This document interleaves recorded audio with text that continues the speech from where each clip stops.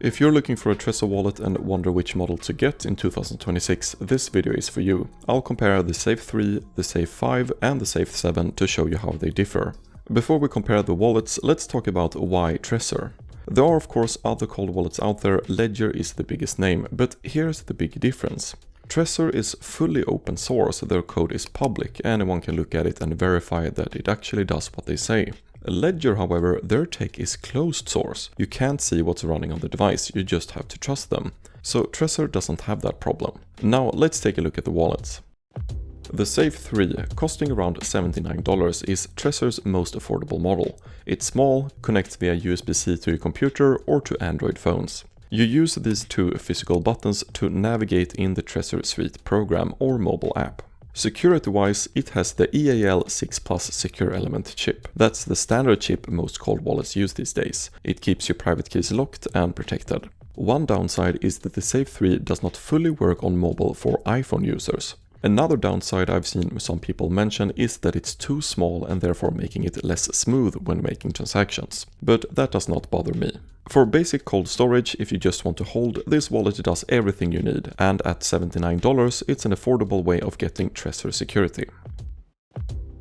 The Safe 5, costing around $169, the main upgrade here is the colored touchscreen. It also got haptic feedback that you feel when you press it, and the wallet is slightly bigger, making it easier to see when making transactions. But underneath, it got the same security as the Safe 3. Same chip, same software, and also connects by cable. But there's one extra feature worth knowing about. It got an micro SD card slot. And when you turn this specific feature on, your wallet needs both your PIN code and this physical card to unlock. So even if someone steals your device and gets your PIN code, they still can't get in without the micro SD card. But this feature is optional, and honestly I don't know of a lot of people using it. So really the Safe 5 is the same as the Safe 3 but with the upgraded touchscreen.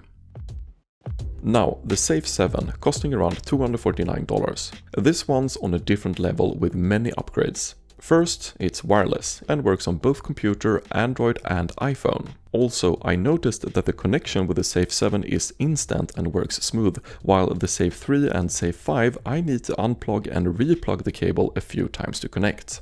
The Safe 7 also got wireless charging, a big battery making it last longer, and IP67 rating, meaning it's dustproof and a little bit water resistant. But the real upgrades are on the security side. The Safe 7 has two secure element chips. The first is the standard EAL6 Plus, the same as the other models, but the second one is called Tropic 01 and is the first secure element chip in any hardware wallet that's fully open and auditable. Anyone can technically look at how it works.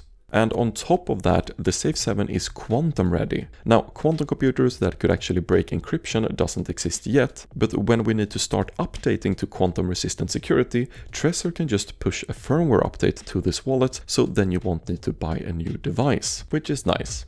So here's the simple version. If you just want secure cold storage and don't want to spend a lot, the Safe 3 does the job for only $79. If you want to use your wallet daily and make a lot of transactions, then having the Safe 5 touchscreen to make transactions more easily visible might be worth it, but I would personally not go for that.